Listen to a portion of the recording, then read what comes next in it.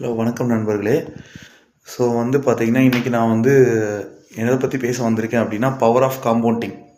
Okay, power of compounding என்ன சொல்லுது அப்படின்னா, ரூ. 1 டெய்லியும் நீங்கள் சம்பாதிக்கிற ரூபாயை டெய்லியும் நீங்கள் உங்களால் டபுள் ஆக்க முடிச்சுன்னா, ரூ. 1 2 ரூ.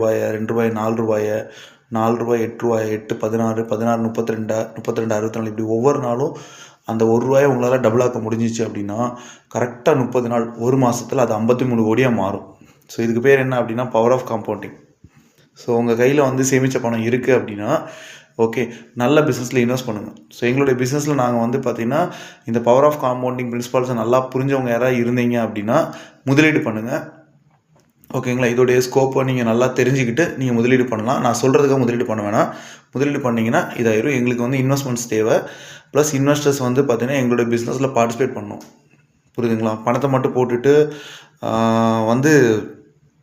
அவங்க கண்டுக்காமல் இருந்துட்டு மந்த்லி இன்ட்ரெஸ்ட் மாதிரி வேணாம். இன்ஸ்டியூட்டில் பார்ட்டிசிபேட் பண்ணணும். ஏன்னா ஒரு மாதம் மணி வரும், ஒரு மாதம் வராது. ஸோ எங்கள் கூட இருந்தால் தான் அவங்களால எங்களை புரிஞ்சுக்கிட்டு லாங் டேர்ம் ட்ராவல் பண்ண முடியும்.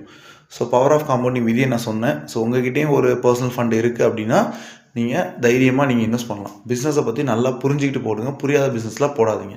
சரிங்களா? எங்கள் கூட கொஞ்சம் ட்ராவல் பண்ணுங்கள். சரிங்களா? ஏன்னா இந்த பிஸ்னஸ் இது என்னுடைய இது கிடையாது. ஓகே, இது எல்லாருடையது. இதில் எல்லாருமே சம்பாதிக்கணும். அதுதான் எங்களுடைய குறிக்கோள். நான் மட்டும் சம்பாதிக்கக்கூடாது.